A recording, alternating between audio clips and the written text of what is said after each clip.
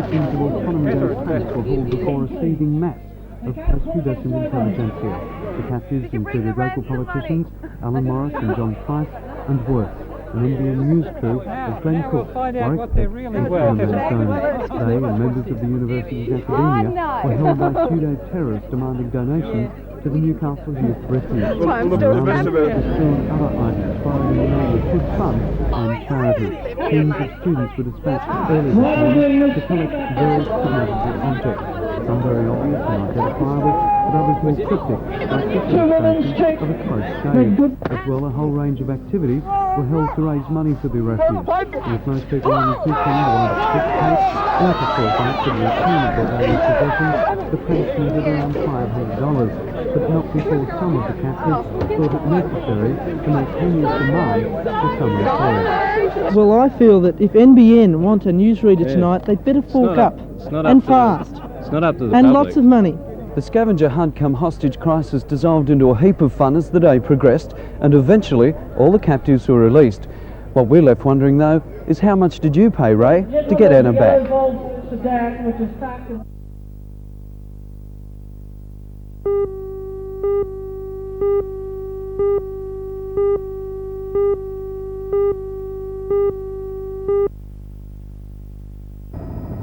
The Jimmy's Beach foreshore, last battered by heavy seas in early May, was identified in the report as one of the most sensitive coastal environments in the state. The report said just 2 or 3 storms in quick succession could easily mean the ocean would breach the sea wall, allowing it to reach property with a value of $17 million. It said the problem had arisen because homes were built too close to the sea and had for too long been exposed to sand erosion. Other places on the Central Coast identified as being erosion prone were at Womberall and Terrigal, as well as the northern entrance to Lake Macquarie, where major storms posed a very real and unpredictable danger to property.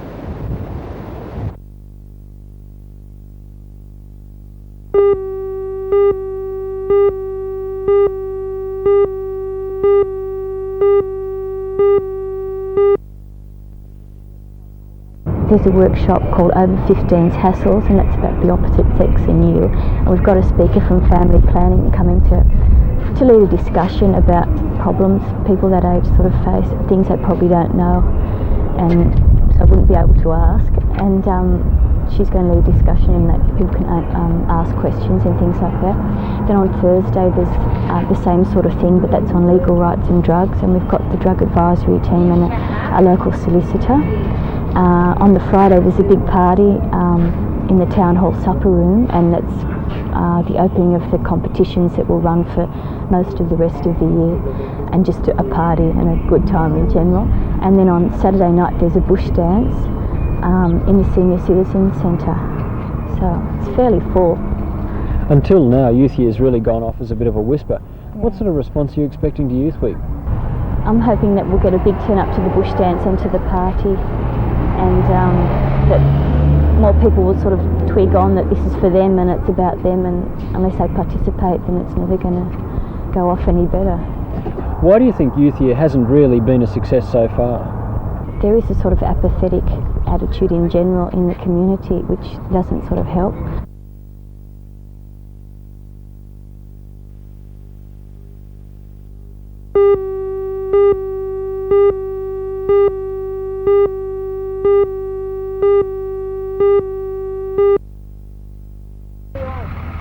This is perhaps the most significant improvement in the Newcastle and Lake Macquarie district, the new 4-bay station being built at Charlestown. The station, due to be completed in December, will replace the 1-bay brigade headquarters. And in Morisset, a new station became operational over the weekend. The station will be manned by volunteers and will cover an area from Martinsville to Dora Creek. Newcastle Station has also taken possession of new equipment. This petrol-powered pump drives the shears and the hydraulic spreaders or jaws of life, which are used to cut or pry out road accident victims. 15 of the 23 stations in the area have rescue equipment, and it's expected that the remainder will have the gear in the near future.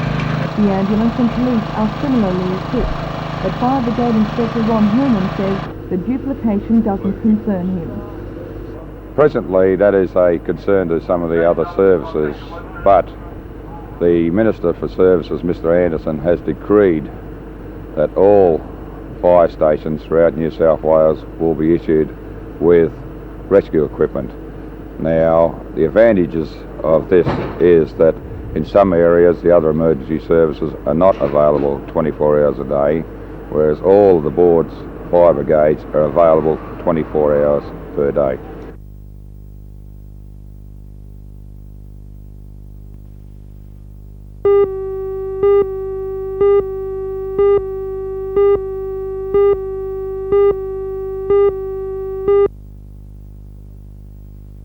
For most people, flying saucers come under the same category as the Bermuda Triangle, Bigfoot, and things that go bump in the night.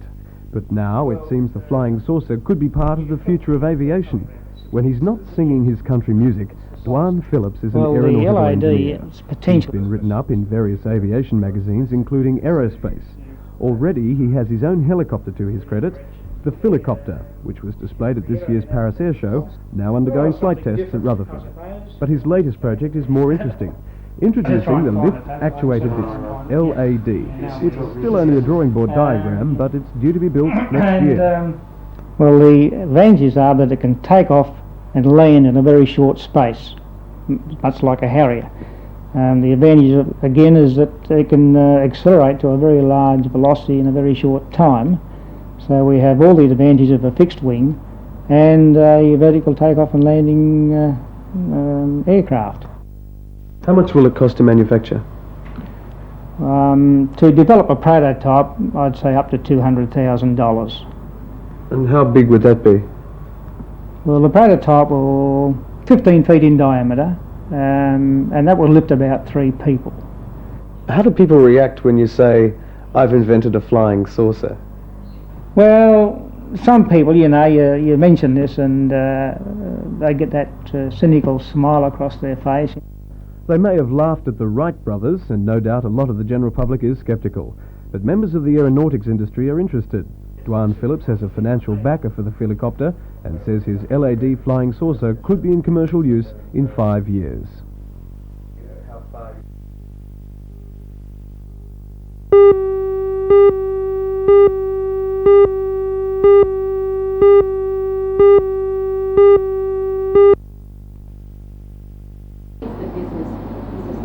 Students studying a travel consultancy course at the Tyre Hill Tech College last night became the first students to use the recently renovated old brewery building in King Street. The building was completely done out by the Hamilton Tech for use as a mock-up motel. It will be used as the base for the hotel and hospitality industry courses they will offer next term. It'll be the first time courses offering training for people who want to work in these industries have been made available in Newcastle. Last night's class took in most areas of the renovated building, from the elaborate reception setup to the bedrooms and bathrooms. The college will open a motel receptionist and hospitality course in its next term in September, and plans to open more courses relating to work in motels next year. The Tech is hopeful the courses will aid the local tourist industry. It will be similar to what we have seen in there, with customers coming in to the front office of a hotel motel. And what other courses will you be offering? Is it purely just to cater for local needs with people who want to work in hotels? Yes, as well as people in the Hunter District and the lower Central Coast and the upper North Coast.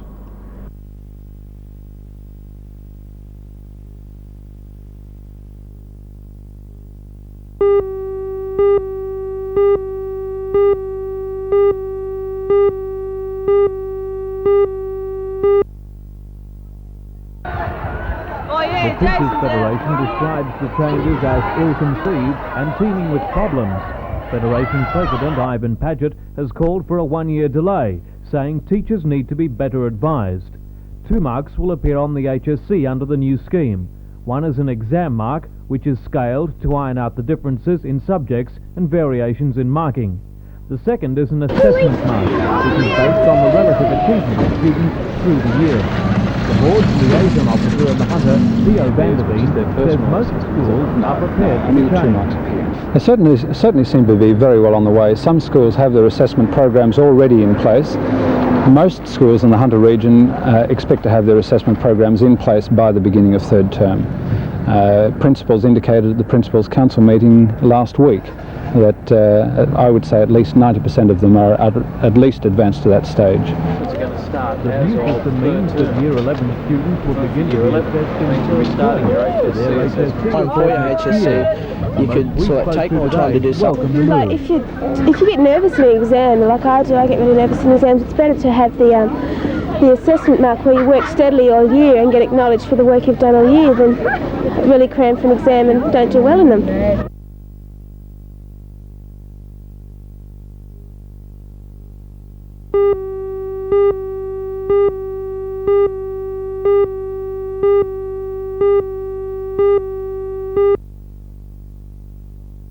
Opposition, the Honourable John Howard. It was timely that Mr Howard accepted the invitation to speak at today's Newcastle Businessmen's Club luncheon. More than 200 people turned out to hear the Shadow Treasurer. Mr Howard told the crowd that devaluation of the Australian dollar had increased the cost of imported goods without our economy taking the export advantage.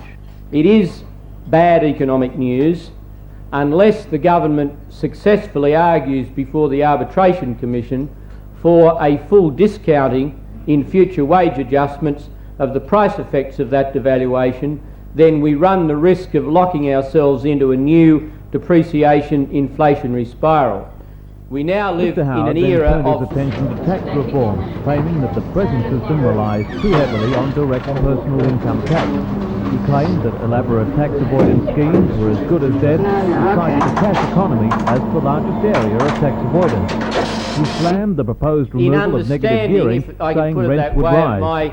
Mr Howard called the capital gains tax and the tax on fringe benefits very unfair and warned that any reform should be biased to advantage families with young children. The Deputy Opposition Leader could also not resist a comment on the furore of televising cricket from England. And frankly, if we are to return to the days of cricket from the first ball to stumps, then perhaps that is a role for the government using the ABC in its appointed responsibility as a public broadcaster. But that wasn't the subject of my address, but whenever anybody mentions anything to me about cricket, I get instantly diverted. That is one thing I do have in common with the Prime Minister.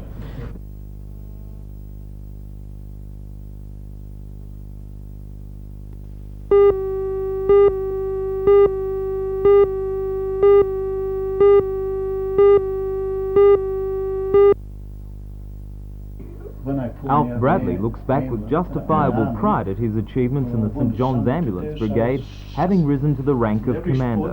Over 45 years he has stood on the sidelines of almost every kind of sport, prepared to treat the injured. Much of his time has been also devoted to lecturing school children and the public on first aid. Alf joined the brigade in 1940, when he was not allowed to join the armed forces because he worked at Ryland, an industry vital to the war effort. Tomorrow night he leaves the service after being honoured by his fellow volunteers. Well, I'm going to feel out of out of touch of it, because I'm going to lose a lot of friends and lose a lot of people and lose the assistance of helping where I can. 44 years is a long time to be doing something like that. 45 years. Why have you done it for so long? I've enjoyed it. I've enjoyed helping people, and I've enjoyed fixing up the kiddies mostly on the sidelines, and I just been going along, and that's my life, a whole life, is ambulance work.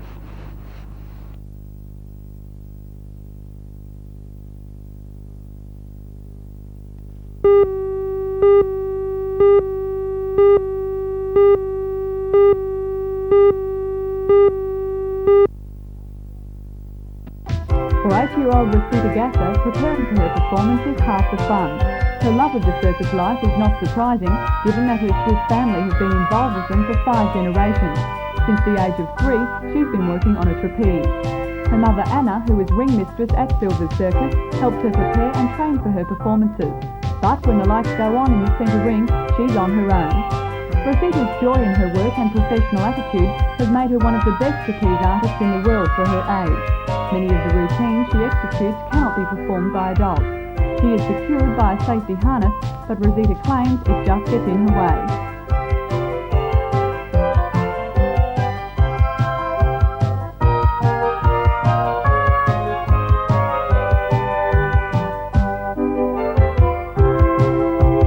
Although she excels in schoolwork, which is done by correspondence, Rosita believes she'll be working on the trapeze for many years to come. As long as I can. Forever? Yeah, maybe. You looking at working overseas or just staying in Australia? Working overseas. Silver's Circus will perform in Newcastle until the 4th of October.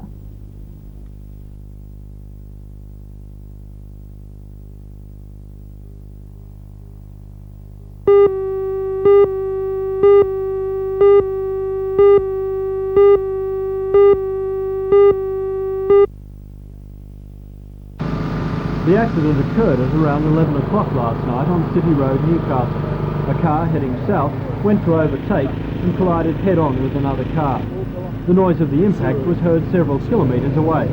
Rescue units, ambulances, police and firemen attended the scene and quickly worked to free a man who was trapped in the twisted wreckage of an early model Valiant sedan. He was taken to Royal Newcastle Hospital with serious head and arm injuries and remains in a critical condition tonight. The injured man's wife, the passenger in the Valiant, was also taken to hospital, as was the driver of the missing patrol. A third person in the Valiant escaped with minor injuries. The road was blocked to traffic for several hours, but police worked to clear the wreckage.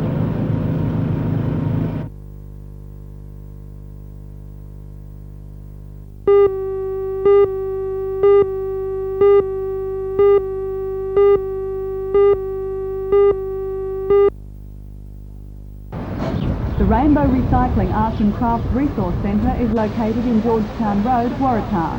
The cottage was established as a craft centre after the Newcastle Office workers contributed $93,000. The cottage will be funded for the next 12 months. After this, it's expected to be self-sufficient. Rainbow Recycling will support staff to supervise school groups and others interested in learning a craft. More than 100 unemployed young people in the Hunter also received some relief today with the latest intake under the Youth Employment Scheme. The scheme provides on-the-job training and gives priority to those people who have never had work and are under 25 years of age. Mr. Davis.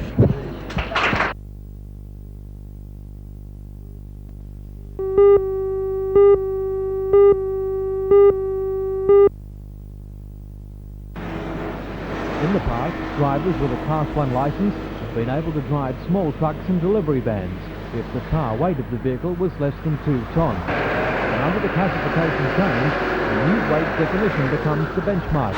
It's called the gross vehicle mass, which in simple terms is the maximum laden weight at which the manufacturer recommends the vehicle be operated. This is one such commercial vehicle that's affected by the new licence regulations. Today it was legal to drive this Mitsubishi with a Class 1. Tomorrow you need a Class 3. The GVM limit, as it's known, will now be 4.5 tonnes for Classes 1 and 2. A vehicle's GVM is stamped on its compliance plate and should be checked by operators of such light-body trucks, usually 4-cylinder diesels. From a preliminary check today, we found the following vehicles will need a Class 3 licence. They are the Mitsubishi Canter FC212 and the FE211, the Daihatsu Delta B78 and the Isuzu NKR 57E and 57L. Regional Traffic Inspector Bob Burgess says theoretically some drivers could be booked if they drive such vehicles on a Class 1 licence tomorrow. If a motorist happens to find that he is driving a vehicle tomorrow, the 1st of August, that is normally larger than he would normally drive, and he has any worries at all about the weight of the vehicle, he should call into the Department of Motor Transport and gain clarification and perhaps get his licence endorsed. We certainly won't be conducting a vendetta. Our highway patrol will be just working in the normal manner. I would stress to people that this is an Australia-wide concept, so that if you're travelling interstate, your licence is valid in Queensland, in New South Wales or any other state, the same as it is at your particular place of residence.